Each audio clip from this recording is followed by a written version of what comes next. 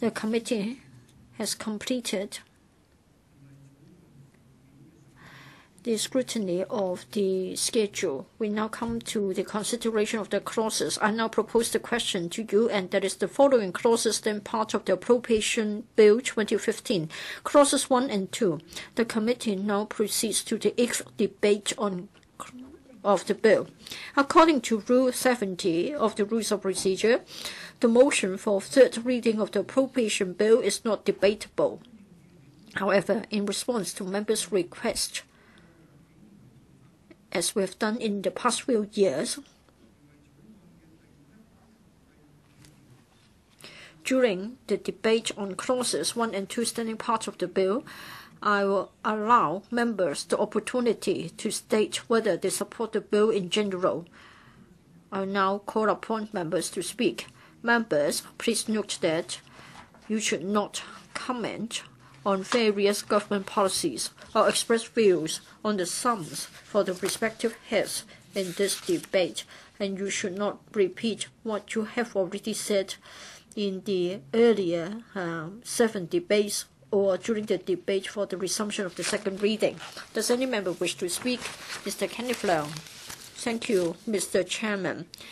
I had not prepared to speak, but as a general point for the Appropriation Bill, I would like to make some concluding remarks.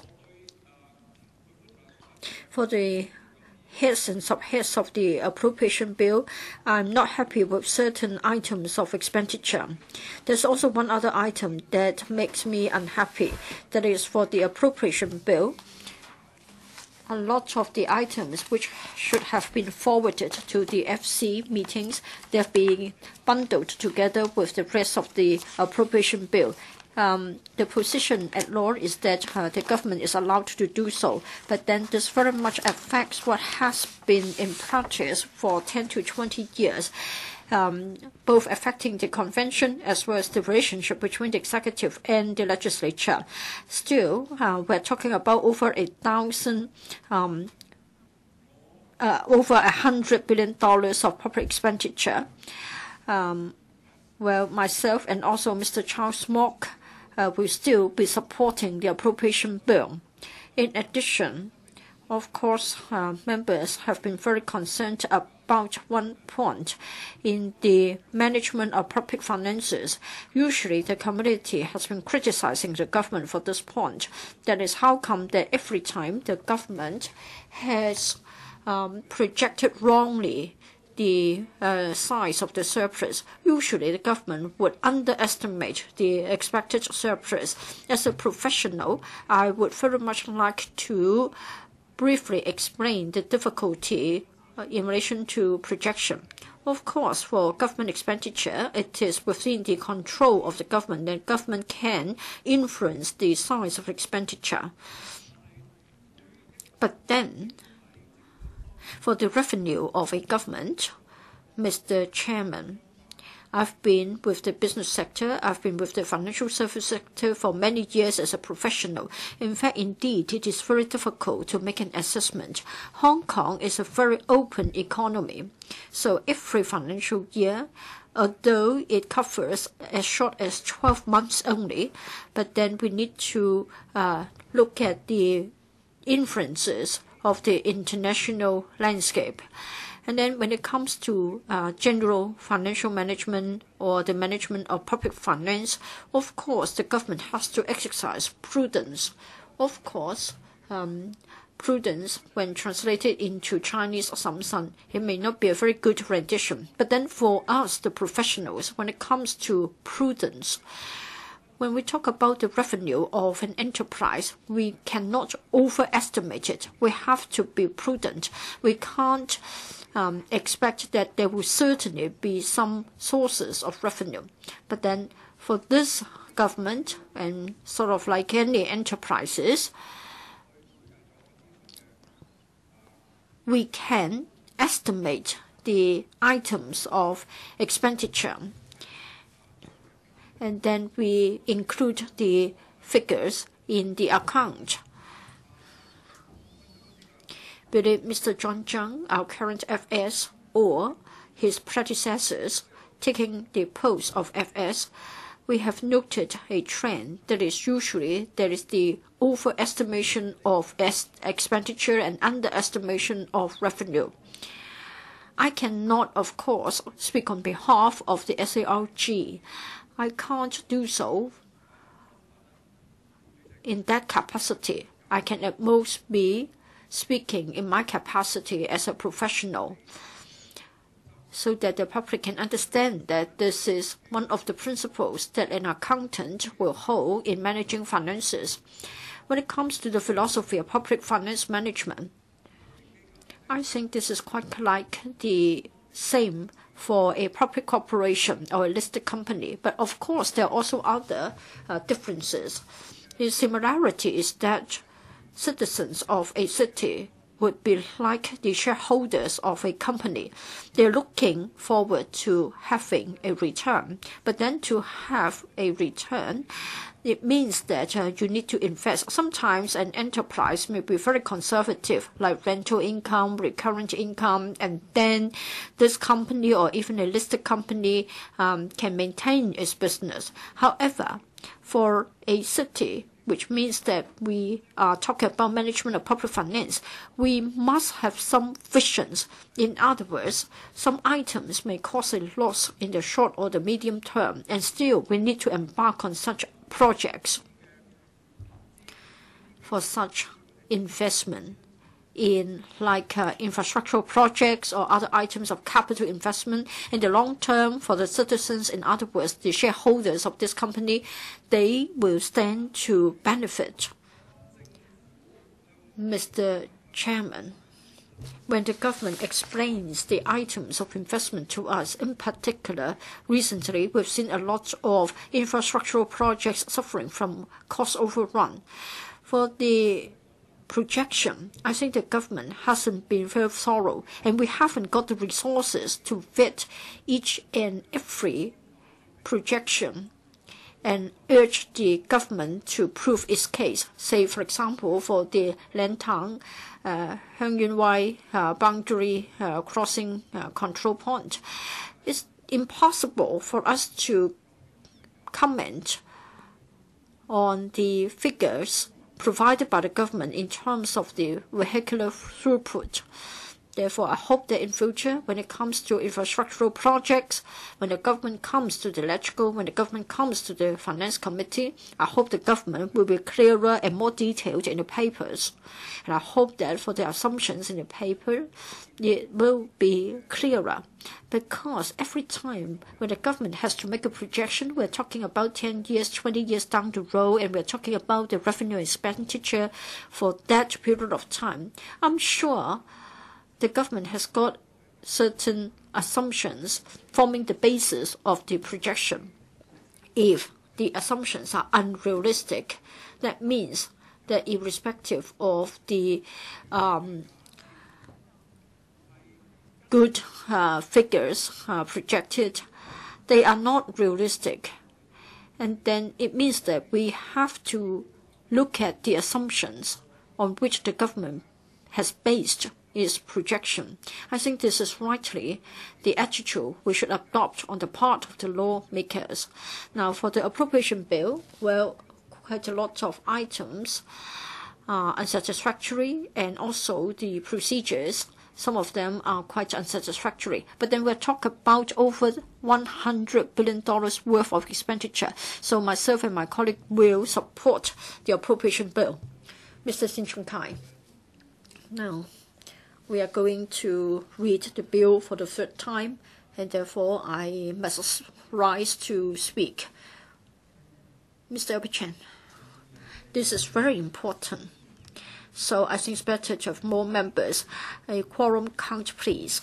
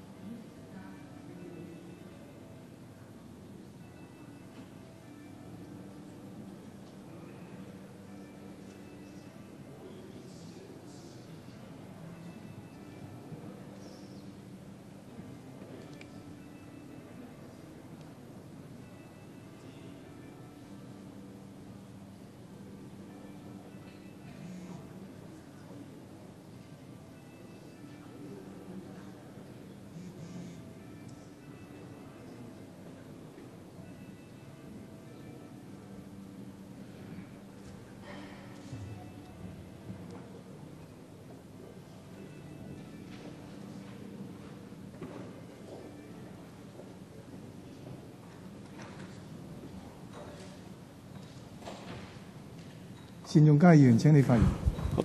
Sin Chung-kai, I thank Mr. Albert-Chan for having invited more members to come back to listen to what I want to say. Thank you very much. I think we're going to have the third reading of the bill soon. In this budget,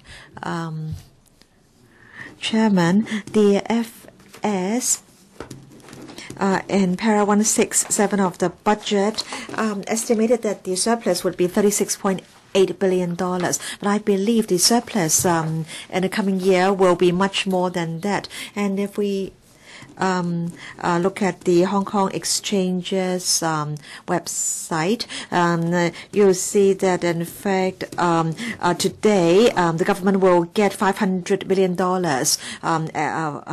because of this stamp duty levy, and there are 240 trading days in a year. Siwa Leung talked about mutual recognition of funds, the Shanghai Hong Kong Stocks Connect, the Shenzhen Hong Kong Stocks Connect, and he told us that there would be a lot of international platforms. All right. But then back to the budget. We have a new phenomenon in Hong Kong, and that is we now have structural surpluses. A few years ago, Chairman, the FS set up a task force on long-term fiscal planning. And according to the task force, 10 to 20 years down the road, there will be structural deficits. But what we've seen is a structural surplus. Just like the last 7 years, again, the FS dishes out one-off relief measures. He is adopting the same tactics every year. But look at what is happening today. The administration is still only adopting short-sighted measures. This morning, the CE, when he talked about the elderly who were ill-treated in Tai Po, he said, again, this was a problem that is with us for a long time. And then recently, I had a meal with a real estate developer, and he supported C.Y. Leung being the CE because property prices have shot up even more under C.Y. Leung. In the last 3 years, property prices have shot up much more than they were in the times of C.H. Tung and Donald Tsang. I don't know whether, in fact, C.Y. Leung was helping the developers. But anyway, in the budget, we don't see long-term planning and long-term policies and measures to improve the lot of Hong Kong people. I hope in the coming year, the FS can really do some soul-searching and reflect upon his last 7 budgets. He will be in post at least until 2017. So he will still be writing 2 more budgets. I hope he will make use of the very healthy surplus and also the structural surplus. Talking about surplus alone, we have $800 billion. By end March next year, there will be $850 billion in surplus. And I think the figure can climb up to $900 billion because at the Hong Kong Exchange, we have a daily transaction volume of $200 billion, and that will give us $100 billion per year in stamp duty. If the FS does not go for well thought out policies, then it will be very difficult for the DP to support the budget. We expect the FS to reflect upon his budget. We are going to oppose it this time because he is only rehashing old points. He is only going for one-off relief measures.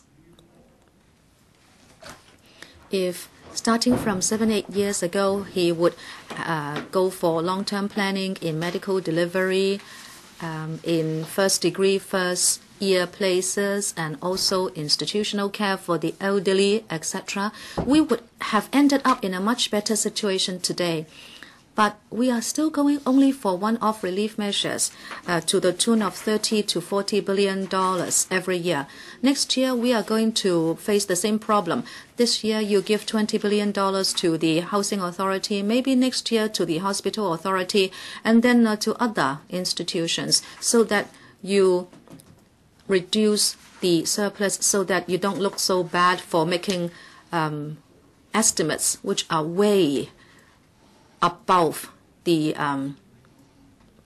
reality.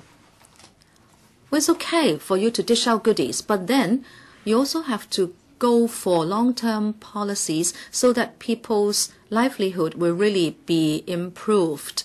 In the past few weeks, many colleagues mentioned many problems, and I won't repeat them. At the outset, the DP said we are not going to stage a filibuster during the budget debate. We also proposed 10-odd amendments which were voted down.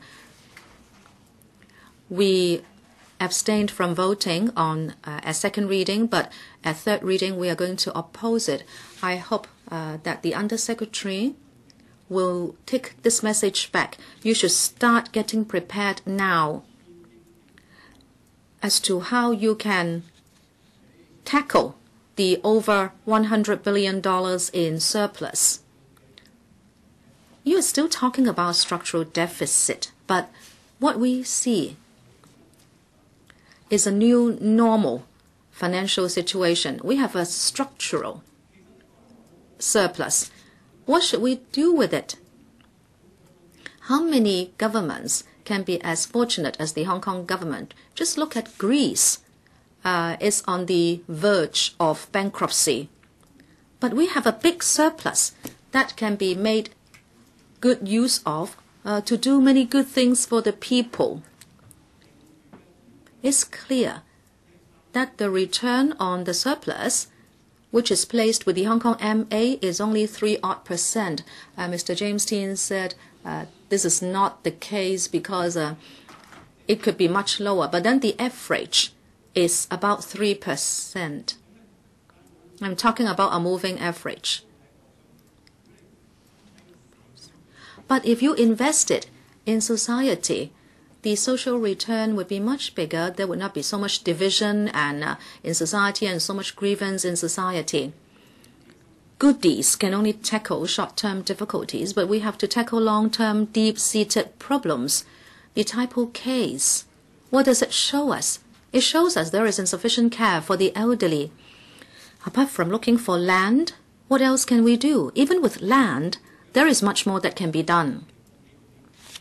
We have talked about all these possibilities in the last few months, but in this final chance to speak, I'm just trying to tell the FS you have to do something, or else we'll still oppose the budget next year.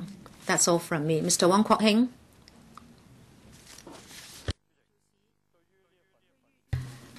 Chairman, overall speaking, we support the budget. It is our view that in this budget, the administration has considered and adopted proposals from the pro-establishment camp, including the FTU. The FS said he would not dish out so many goodies, but he considered what we told him about the grassroots who faced inflation and pressure in daily lives, and that the administration had the responsibility to help relieve their problems. For example, by giving more of OAA, OALA, DA, and CSSA, etc. And now he is really giving a triple payment. And also, there should be a 1-month rent waiver for PRH residents. Also, he has introduced tax concessions and also some waivers for rates as well. Certainly, this cannot meet the demand of every sector, but definitely this is the result of his accepting the demands of pro-establishment members. We welcome this. We support the budget. Let us look at the entire budget and the process of its formulation. When the administration was collecting views, we know that the pro-democracy members did not give any views. They started with opposition. This is, of course, a continuation of the uncooperation campaign they declared last year. Just now, Mr. Sin of the DP and his speech showed that to be the case. Therefore, if we still expect them to support the budget, it is unrealistic. As a matter of fact, the pro-establishment camp have been forthcoming in giving a lot of views and also in the scrutiny of the budget. The administration communicated and exchanged with us and answered our queries. In that process, departments, of course, could not be said to have satisfied all our demands, but some of our viewpoints, some of our considerations had been accepted with an open mind. For example, with regard to the concession in transportation, it extended to PLB on the 29th of March. And in discussing the formulation of the budget, I said that hopefully there will be a review 1 year down the road and we should consider doing what the mainland cities do, and that is eligible elderly people should be able to have free rides on public transportation. Mr. Matthew Chung gave a positive reply to this. He indicated that the administration would have an open mind in following up the issue, and when they review the issue in a year's time, he will consider my proposal. And also legislating for original patent grant. The administration was not certain that it would take such a direction. But in the process of formulating the budget, I followed up by proposing it again. Mr. Greg So gave me a more specific reply. He said that in 2016-17, he would go for legislation in this respect. And so we can see that as directly elected members, when the government writes a budget for the year ahead and for implementing policies that have been promised, we should be very positive and proactive in talking to the government in the process to try to secure improvement of policies. This is the healthy and positive way of going about it. Why am I making this overall remark? I like to point out that filibustering will not help achieve this purpose. We spent over 10 days on filibustering. At the outset of that process, I already pointed out that filibustering would only result in a waste of public money, that there will be a backlog of business in the council, and filibustering for 16 days would mean we would lose $43.04 million, and a total of $2.61699 billion would be wasted if you filibuster for 4 years in a row. However, do you achieve anything after so much money is wasted? Let us look back at the 10-odd days.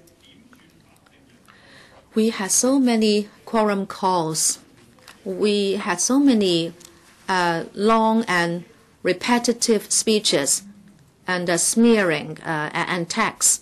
Sorry, Mr. Kwok-hing, please sit down first. Since Mr. Kwok-hing loves to mention quorum counts, please may I ask for a quorum call.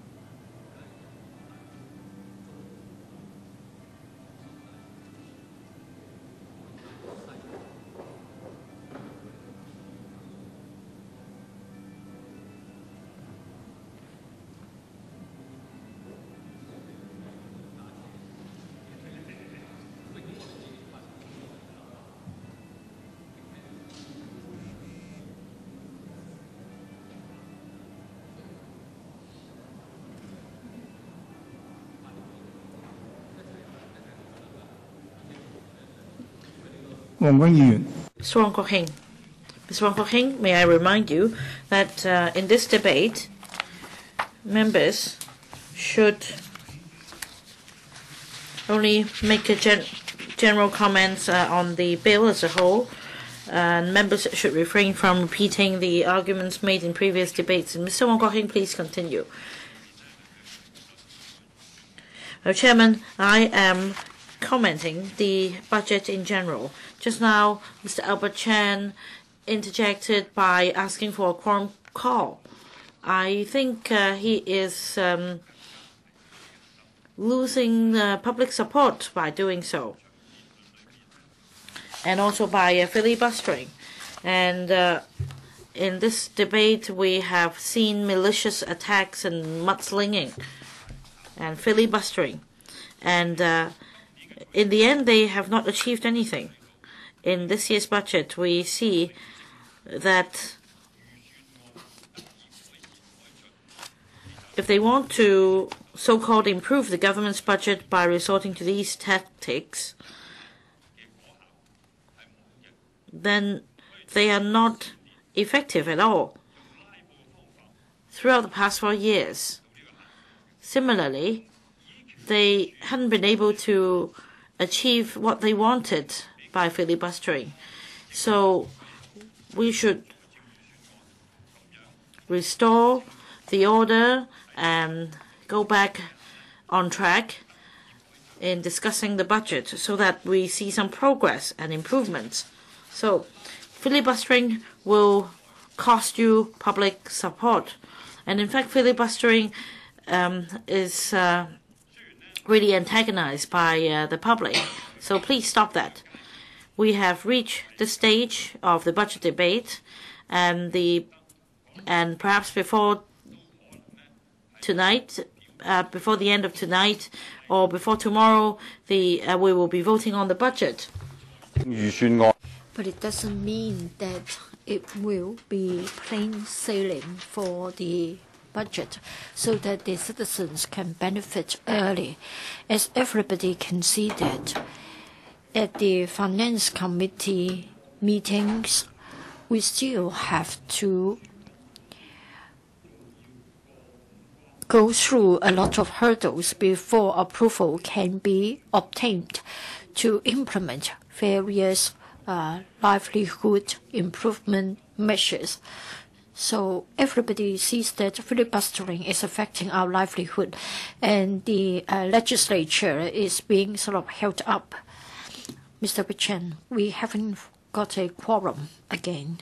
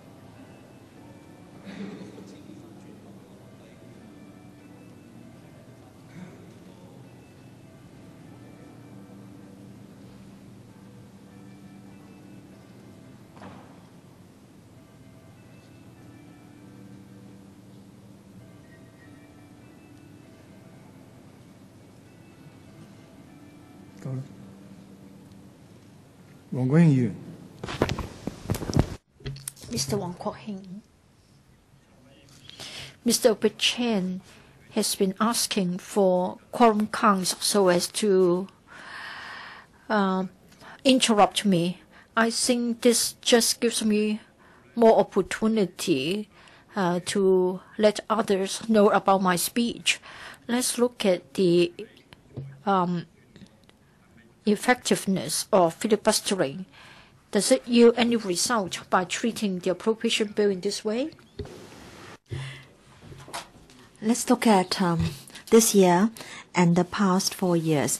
Can members who filibuster tell us what has been achieved by filibustering? We have plenty of time, Chairman. I hope that they can at least give me one example. Can they tell me in what way filibustering can help change government decisions? Has the administration accepted any of your suggestions? Now, so they have been filibustering year after year, and a lot of taxpayers' money has been wasted, and a lot of council time has been wasted, and the council has suffered great losses. So I hope that filibustering members will not do this again next year. Yes, it's true that we are responsible for monitoring the performance of the government. We are here to serve the public, but then filibustering cannot help you achieve this objective. So we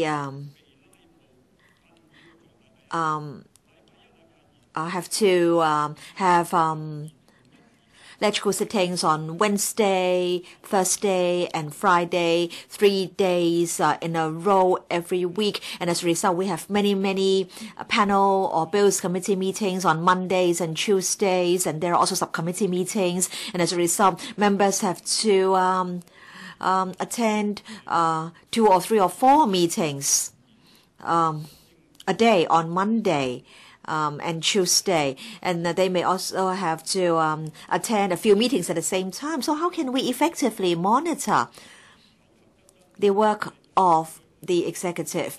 Now, because of filibustering, we can't have oral questions during electrical sittings. And in fact, we could have asked 36 oral questions, but we couldn't. So that's the price that this council has paid. And also, we could have moved 12 motion debates, but we couldn't. Oh, of course, you can say that these motions are not legally binding, but still, I think it's good to have a chance to discuss these motions. And we now have a backlog of a business to deal with. So filibustering has not helped these members achieve their goals. I think Hong Kong people are tired of these members filibustering year after year. This is already the 4th year, and I think it's meaningless to go on filibustering like this. So may I sincerely, earnestly appeal to these members to stop filibustering. Please repent. Please understand that filibustering will not lead us anywhere. Chairman, this year, Chairman, you have been exercising your powers. You have come up with sound rulings. And over 4,000 CSAs were proposed, but only 618 were accepted by you. But I want to say that including tomorrow, we'll have spent 16 days on these amendments. So it's really frustrating. So I think we should ask ourselves whether we should continue to allow these members to waste public money and waste the council's time. Is it that the situation in Hong Kong will have to further deteriorate and continue to deteriorate? This situation should not be allowed to continue, Chairman. I hope that in the upcoming district council election and legislative election, voters should use their sacred votes to bring about a change to the fate of this council. Mr. Leung Kwok-hing, Chairman, what was he doing? He was talking about the elections. He was trying to canvass for votes. Do you know that such electioneering activities have to do count towards election expenses or the incurring of election expenses? Now, this is not a point of order, Mr. Leung Kwok-hing, but this is a political issue, is it not? Mr. Lee, I'm sure members of the public feel very angry. Mr. Wong Kwok-hing was interrupted 3 times for his 15-minute speech. So there were 2 calls for quorum counts, and there was 1 interruption because of a so-called query on a point of order. And I think, in fact, members who keep calling for quorum counts are abusing the rules of procedure. So, Chairman, I think you have the responsibility to make sure that the proceedings of this council can continue smoothly. Mr. Leung Kwok-hing, Chairman, in fact, in this council, no one can impute any motive into another member's remarks, and in fact she tried to impute motives into your behavior. She was querying your rulings and how you gave your rulings. So if you continue to raise these so-called points of order, I will have to ask you to leave this conference room. So please do not always interrupt members when they are speaking. Thank you, Chairman. Mr. Lee, concerning the point that you made, Mr. Lee. Now, I want to say that in order that members do not have to, will not frequently call for quorum counts, members should stay in this conference room during the meeting. So there are members who abuse council procedures. In fact, they are only seeking to waste council's time, and I don't think they are doing anything constructive. In fact, these acts are destructive. In fact, this ringing of the bell is very unpleasant to the ear. But then we have no choice. Members of the public have no choice. These members are holding members of the public hostage. Chairman, I want to say that I will, and also many members will do our best to make sure that we will not be faced with a fiscal cliff. We'll make sure that the appropriation bill can be passed. We have had 15 days of filibustering, Chairman, and I think we are drawing towards the end of this filibustering. Now, in fact, if filibustering could have gone on for longer. A few thousand amendments were proposed by some members. In fact, they wanted to block the passage of the appropriation bill. They wanted to block the implementation of the various measures in the budget that could benefit the public. Now, Chairman, I supported, in fact, your ruling. If the appropriation bill cannot be passed in time, then we'll end up on a fiscal cliff, and of course there will be many problems, and members of the public, especially the grassroots, will be adversely affected. In fact, we are sick of the sound of the quorum bell, and we pro-establishment members will make sure that the appropriation bill can be passed. We'll make sure that the plans of these filibustering members cannot materialize. There are these there are many CSAs which represent making amendments for the sake of making amendments. For example, there are funding proposals on internship programs for young people in the mainland, and some of the funding proposals also seek to increase young people's awareness of the basic law. And I think these are precious opportunities for young people. The 79 Occupy movement shows that in fact many Hong Kong young people do not understand the basic law. They do not understand the mainland. So I think we should Mr. Lee, in fact I've already reminded members that in this debate, members should not be giving comments on amendments that have been dealt with in previous debates. Members are expected to say whether they support the bill in general during this debate.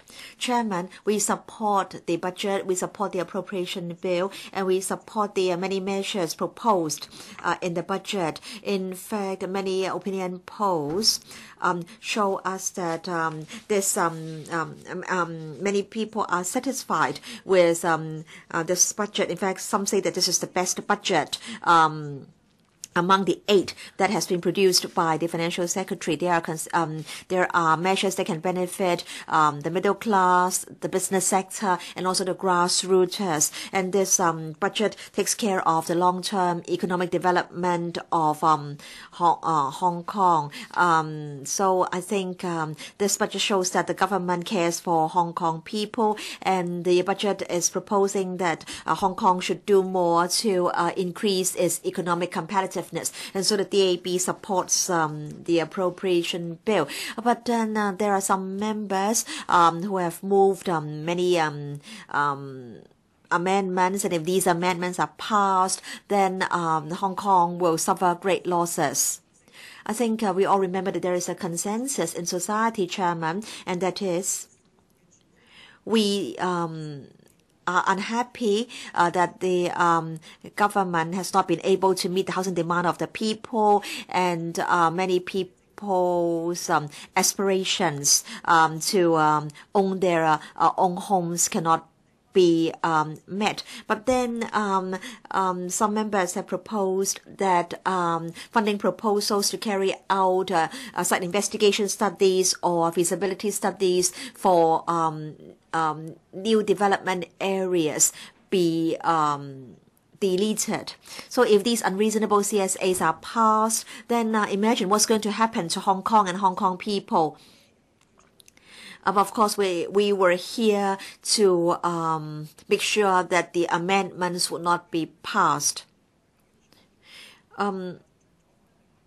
And if these amendments are passed, then Hong Kong people will continue to blame the government. So these members from the opposition party, on the one hand, criticize the government for not increasing housing supply, but then on the other hand, they block government's efforts to try to increase housing supply.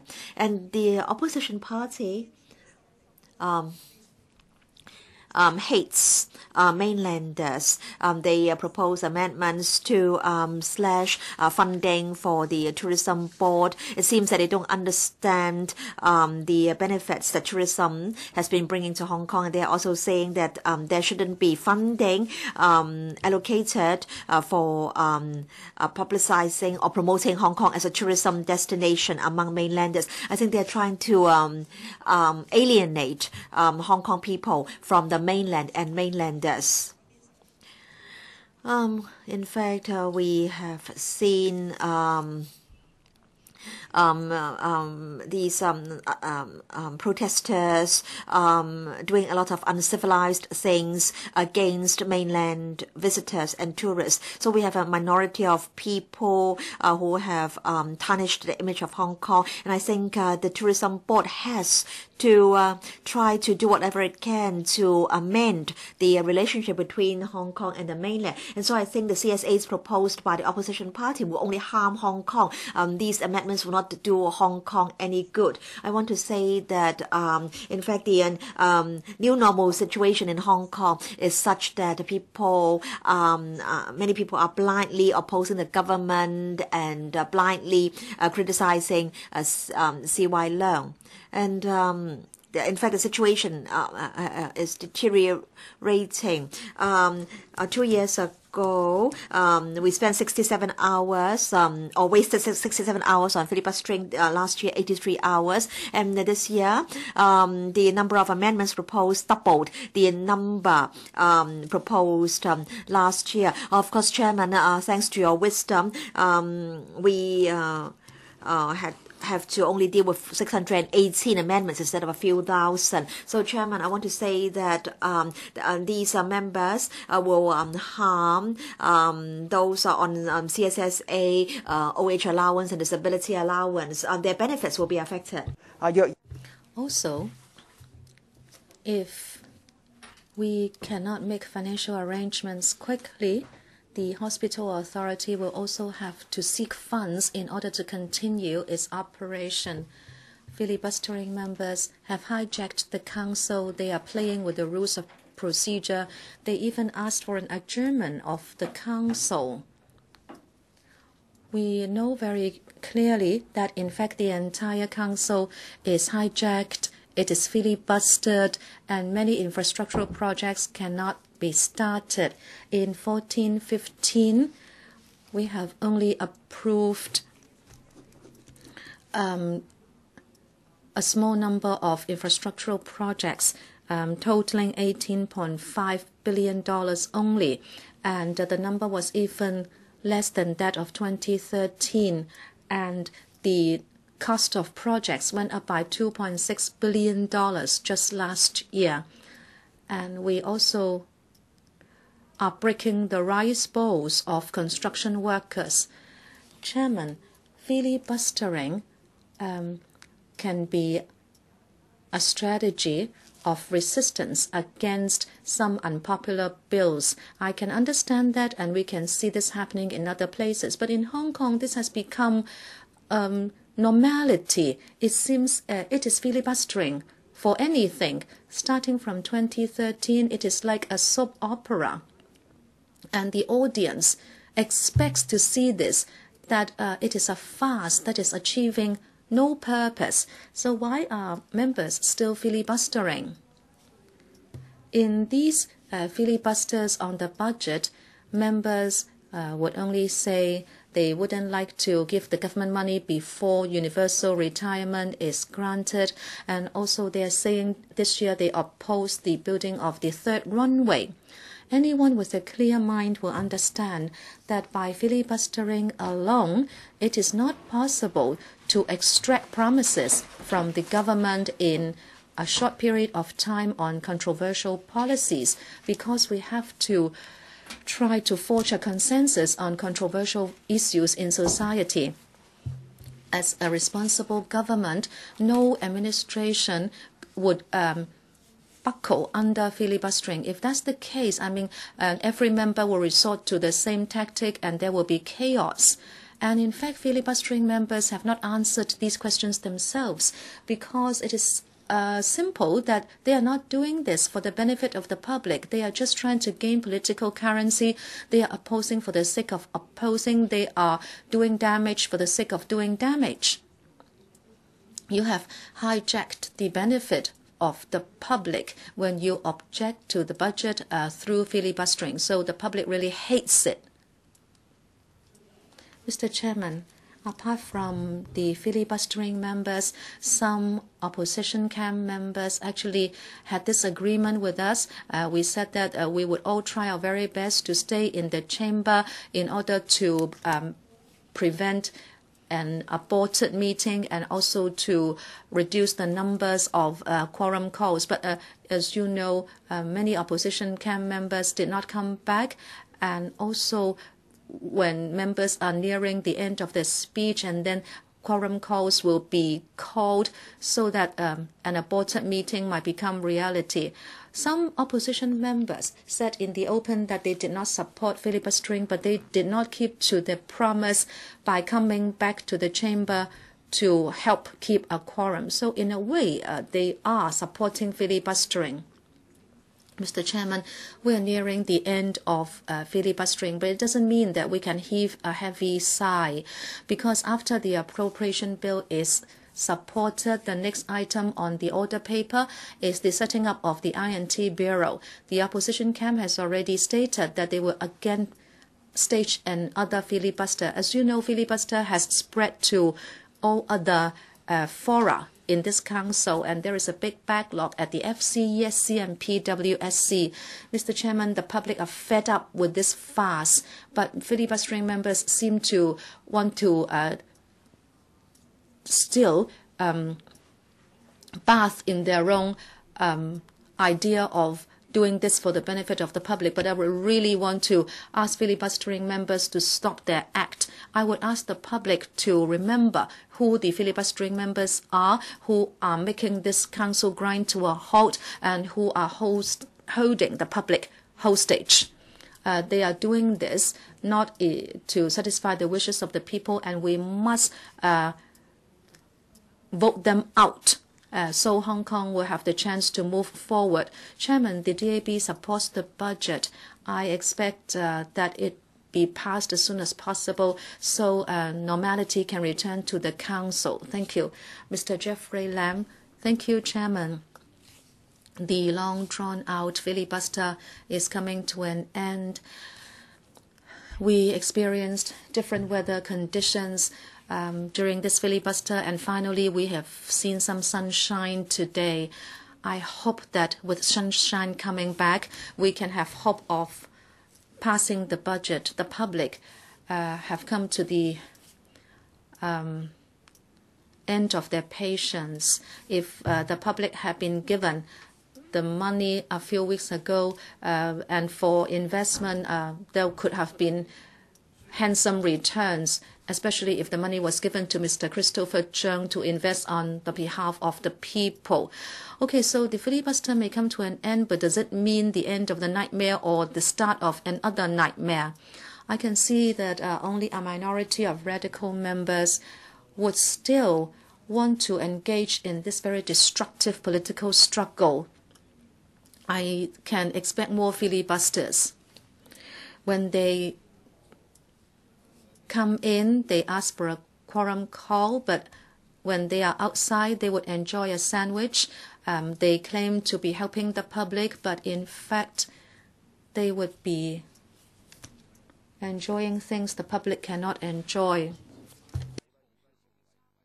I don't know starting from when filibusters have become the common way or practice to hijack the council, and I can see that in future, if members don't like the budget, if you don't like extension of landfills or the building of the third runway or NTNE development, members can resort to the rules of procedure and stage a filibuster, and the public, the government, and other members have no way to tackle it. The thing is, many livelihood motions cannot be carried. I remember there was a filibuster on the budget last year, and we spent almost 150 hours on it before it was passed in early June. And 20-odd organizations had to dip into their reserves. Like the Hospital Authority, it forwent $1 million in interest, and it also caused delay in many projects, so the government had to fork out billions of dollars of extra cost. Now, who will foot the bill? It's taxpayers. Filibustering members would claim to be helping the public, but they are harming them. They are snatching money from the pocket of the public. Mr. Chairman, the budget provides relief measures to the tune of $34 billion, benefiting the grassroots, the middle class, and SMEs. And the rating for the budget was the highest since 2012. If the measures cannot be rolled out in time, I'm sure the public will be disappointed. It's so sad that under this system, we have no way to deal with filibusters. The government members and the public who are affected can only feel anxious and not be able to come up with any measures in return. It is according to the rules of procedure, but in democratic societies, we of course have to respect minority views and interests, but it doesn't mean that these should override the views and benefits of the majority. This goes to show that there are loopholes in the ROP of the Hong Kong legislature so that members can make use of these loopholes to stage a filibuster through numerous speeches and amendments. The public are really fed up with filibusters. I will urge those who engage in filibusters to know where to stop and really work for the benefit of the public. And members of different parties and affiliations should work for the common good instead of only looking at the interests of their parties, and then come together to study how to plug the loopholes of the ROP so we can have room for real political debate. The FS accepted many proposals from the BPA in this budget, and the BPA supports the budget. Different polls done by different organizations all showed that the public were most happy with this budget. The FS has been responsive to views. He is giving tax rebate to help the middle class, and many people were surprised and happy. The middle class are the pillar of society, but they have been aggrieved. They pay a lot of taxes, but they don't enjoy benefits. There is a tax rebate of $20,000 in salaries tax. It is really a very good policy for many families. As for the SMEs, it extends the special measures under the guarantee scheme, and also there will be an injection of $1.5 billion into another fund, and also 75% of profits tax capped at $20,000 would be allowed. We welcome all these measures, Chairman. In recent years, we can see that the SARG has recorded surpluses, and people say since the Treasury is flooded with money, the government should return the money to the public. However, we have to prepare for rainy days. In the past few years, government expenditure has been climbing, and we face an aging society. We have to take care of the elderly, and welfare and medical expenses are going to shoot up. I would therefore sound a word of caution when we manage public finances. No one wants to see a deficit. Look at countries in Europe. Many of them had a good time. They set on huge reserves. But Greece now only survives on loans. Do you want Hong Kong to be in that position? We can also see a lot of meaningless expenditure resulting from filibusters. Such expenses could have been better spent elsewhere, but the money has now gone down the drain. Some people say we cannot use up Dongjiang water. Why should we buy it at such a hefty price? It's just like throwing money into the sea. But we are talking about over $10 billion wasted. In Article 107 of the Basic Law, it states that Hong Kong should try to avoid a deficit, and we should follow the principle of keeping expenditure within the limits of revenues in drawing up its budget. So we should go for better business environment and support SMEs and also try to improve our production rate. The most important thing is to make a bigger economic pie so everybody has better opportunities, and then we would not have to be like in a besieged city. I agree with the diversification of industries as proposed by the FS. I think resources should be invested by the government and incentives should be provided so that different industries will deregulate within those sectors and chart a new way forward. The external economic environment is far from certain.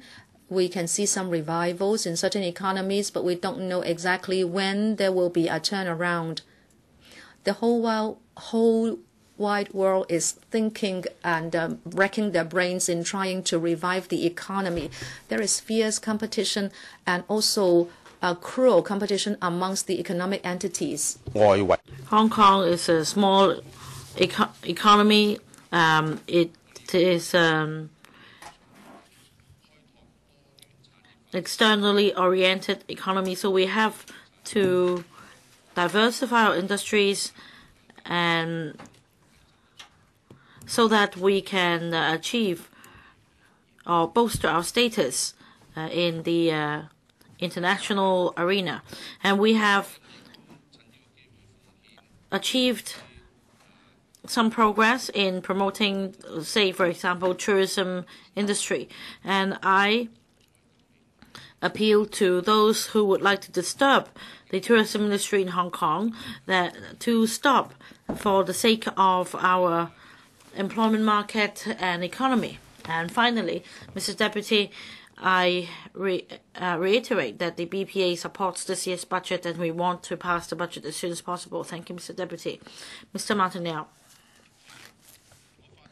Mr. Deputy, I speak to support having clauses 1 and 2 stand part of the bill so as to provide allocation for government expenditure in the coming year. Now, in my previous speech, I already stated my reasons, so I will not repeat the points here. I want to say that in the course of debating on this budget, some members have again resorted to filibustering and playing delaying tactics. And an issue arises, and that is the constitutional duty of the legislature. In terms of the relationship between the legislature and the executive, we have a very rigid constitutional framework. There are checks and balances between the legislature and the executive. At the same time, they should cooperate with each other. According to Article 64 of the Basic Law, the Hong Kong SAR government should abide by the law and should be accountable to the Legislative Council and to implement the laws passed by the Council and already in force. It shall answer questions raised by members of the Council, and it shall obtain approval from the Council for taxation and public expenditure. Article 73 of the Basic Law sets out the important powers and functions of the Legislative Council, including the following: to enact, amend, or repeal laws in accordance with the provisions of the law and the legal procedures, to examine and approve budgets introduced by the government, and thirdly, to approve taxation and public expenditure, fourthly, to receive and debate the policy address of the Chief Executive, and fifthly, to raise questions on the work of the government, so on and so forth. And among the powers and functions of the Legislative Council, examining and approving budgets introduced by the government is one important function of the Council. It is also one of the major tasks for the Council in a year. Even members resorting to filibustering agree that they attach great importance to this function of monitoring the government. However, what they do is inconsistent with what they say, and they're undermining the function or the power of this council. It's really disheartening. The budget will see a delay in its passing. Public money will be wasted. And it's not just a matter of paralyzing the council or delaying progress. There has also been a wide public concern. More importantly, and this is not often discussed, is that this will undermine the balance between the legislature and the executive, and this kind of conduct will lead the council to a dead end. And we should have rational discussions here. However, year after year, we see members tabling very similar amendments. In 2013, in the budget debate, 762 amendments were submitted, and in 2014, the number of amendments increased to 1,917, and this year, again, the number of amendments increased to 3,904. Although not all amendments were approved by the President, still the number was substantial. For the 618 amendments altogether, we have seen a delay of 1.5 months, and 17 hours have been spent on voting on these amendments. In the end, these amendments were all vetoed by the majority of the Council, together with quorum calls and the time spent on waiting for a quorum.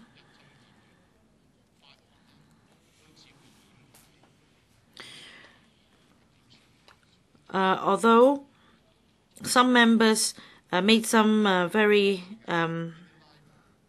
valid points in their speeches, their arguments would be undermined by the time spent for quorum calls. And the nature of the debate has been changed. Instead of debating on the budget, the Council has become the tool for members to stage the opposition against the government. And these amendments, some of these amendments about slashing the spendings for the emoluments of government officials and staff, and those affected include the CE, the Chief Secretary, Financial Secretary, and the police. However, they have not come up with any alternative options. Imagine if these amendments are passed, then society will not stand to benefit if we have chaos in society. However, these members totally disregard these issues. They propose amendments for the sake of proposing amendments. They're not paying attention to public opinion at all. They just want to achieve their political objective. And they would also try to hamper the government's reputation by shouting abuse against government officials. And this kind of conduct is neither constructive nor useful in fulfilling our function in monitoring the government. This is also a great departure from the checks and balances between the legislature and the executive.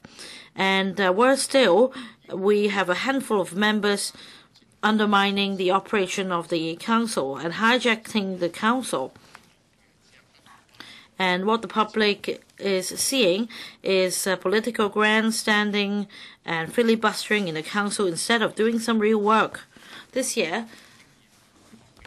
the president, learning from past experience, set a speaking time limit and time limit for different sessions of debate in advance, such that members would not be refrained from giving their comments in the debate for fear of being accused of helping the filibusters. But in fact, the problem has existed long enough in the Council, and the filibustering effort is spreading, and throughout this Council, they have become like cancer cells. If we are really having any respect for the Council, if we really want to join hands in doing something good for Hong Kong, then I appeal to everyone to act rationally, to monitor the government rationally. So, Mr. Deputy, I support the motion to have clauses 1 and 2 stand part of the Appropriation Bill 2015. Mr. Tony Chair. Thank you, Mr. Deputy. I support the motion to have clauses 1 and 2 stand part of the Appropriation Bill 2015. I will be supporting the third reading of the bill as well. As before, we have had more than a dozen days of council meetings on the budget to debate on the 600-plus amendments. Most of these amendments are not pragmatic. At the ESC, PWSC, even at panels and at the FC, these members have been resorting to filibustering to the extent that measures that should benefit the community, that could help people's livelihood, are prevented from being implemented. This will greatly undermine the development of Hong Kong. And I believe this is not what the people of Hong Kong would like to see. Indeed, many members of the public are really frustrated about filibustering, and they're very disappointed in members taking part in the filibusters. I note that some members retorted a number of times that cost overruns in infrastructural projects had nothing to do with filibustering. But in fact, this is a fact. Some members initiated filibustering in the Council such that discussion of these items and funding approvals for these items have been severely affected. And this affects the overall efficiency of the project, and this also brings about a lot of uncertainties, such that contractors and consultancy firms have had to take extra risks in estimating project costs, and consequently, in bidding for projects, they need to factor in the increase in costs, and as a result, the bidding price also increases. Labor costs and materials costs accounts for 30% and 40% respectively, and the remaining costs have to do with other related expenditure. And according to the information given by a professional surveying firm, costs for construction manpower have increased by 25% in the past few years, and the tender price, however, rose by 40%, and it seems that the gap is getting wider. And apart from increasing labor costs, relatively speaking, raw materials price have remained more or less stable over the past few years. So the increase in tender price has to do with contractors having to factor in the risk of increase in cost because of filibustering. And recently, according to media reports,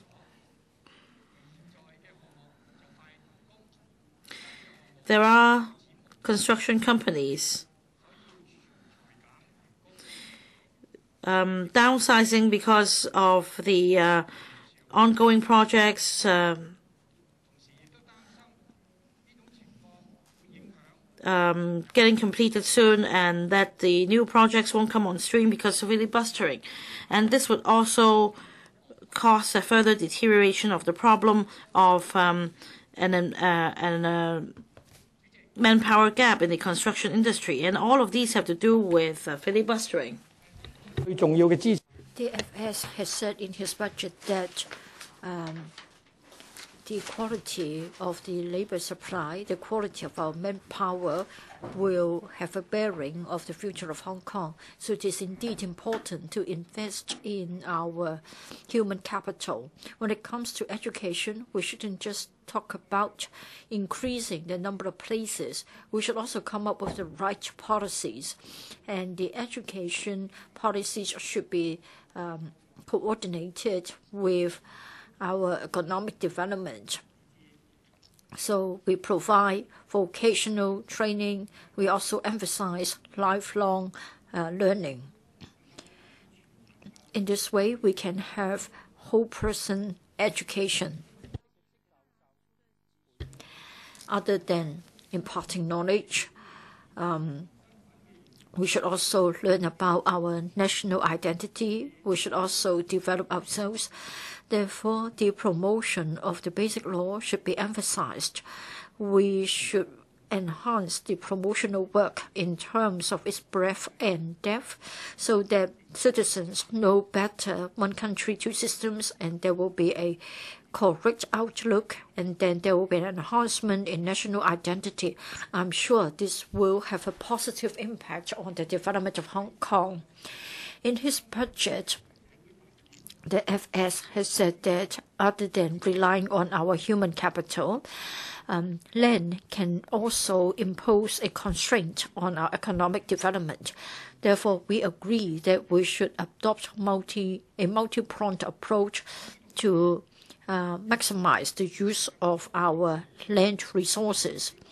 Moreover, I think we should make better use of the stock of older buildings. I think the government should set aside more resources to help citizens in doing a better job in terms of building management and building maintenance. In this way, we can keep up the quality of our living environment. Mr. Chairman, we would like to ride on our advantages. The FS has also said that we need to grab the opportunity of one road, one belt. This is the national policy. I support this. Hong Kong is part of the nation. We should make good use of this golden opportunity. This is an advantage. Therefore, we should create more room for development and more opportunities for different sectors and industries. But then unless you are prepared, you don't have the chance to grab this opportunity. As to whether we can really make good use of the opportunity afforded by One Belt, One Road, it all depends on whether we have got the human capital, infrastructural projects, as well as the services and logistics required to support this development. Therefore, I hope that the government will give this serious consideration.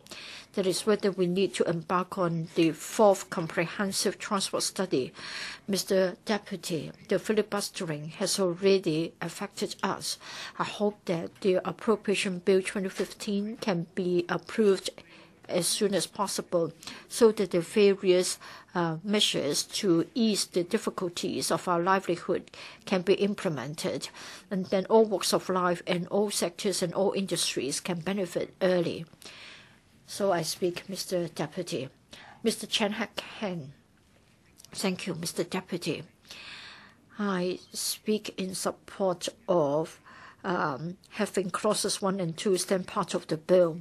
For this year's budget, of course, it is not the worst one, though it is at the same time not the most ideal one.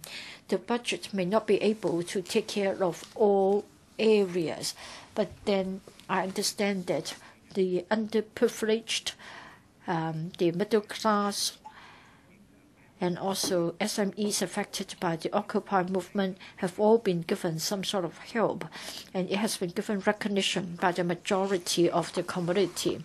Mr. Chairman, if there are people who are adamant in opposing for the sake of opposition, then the budget will certainly be affected.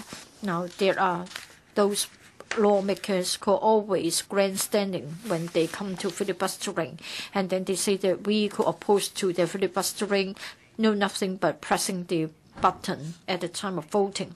The reality is that we don't want to join the filibustering exercise, and therefore we haven't tried to argue against their arguments. In fact, they are depriving us of the time available.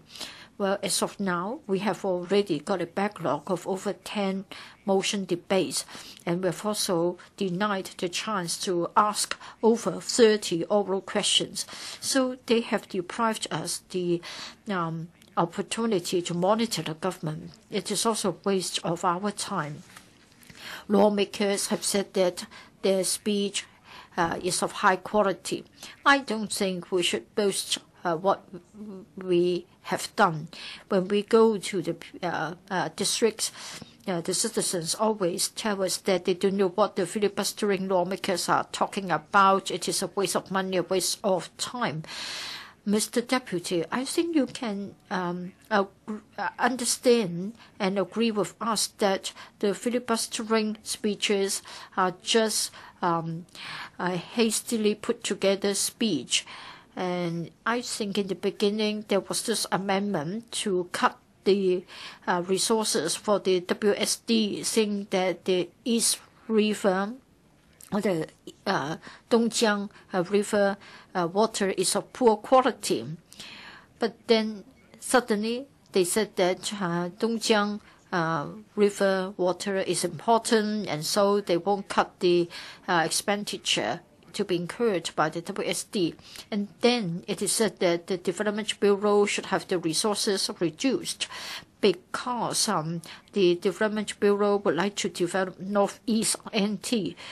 In their eyes, this development proposal is to develop a back garden for the wealthy from Shenzhen. But in fact, we are going to build 36,000 public rental housing, as well as 60,000 units for the private sector.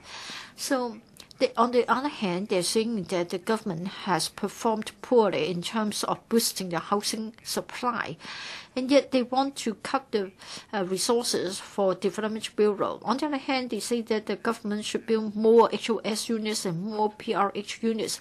So it is a contradictory logic.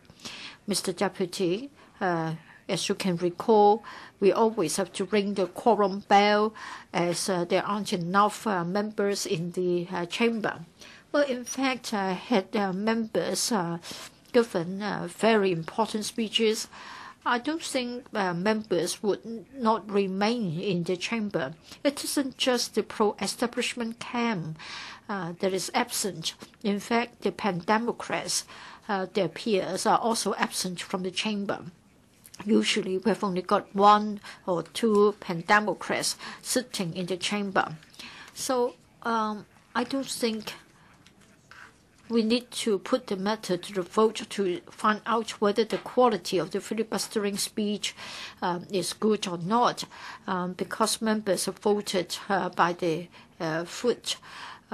Let's not say to what extent livelihood issues have been affected and blocked by filibustering, because the filibustering has done a lot of harm to the society of Hong Kong. It is something that cannot be quantified. Filibustering has eroded the spirit of Hong Kong. It has damaged the core values of Hong Kong. We are supposed to be a city that's progressing all the time. If we are stalled, then this is not the Hong Kong that we know.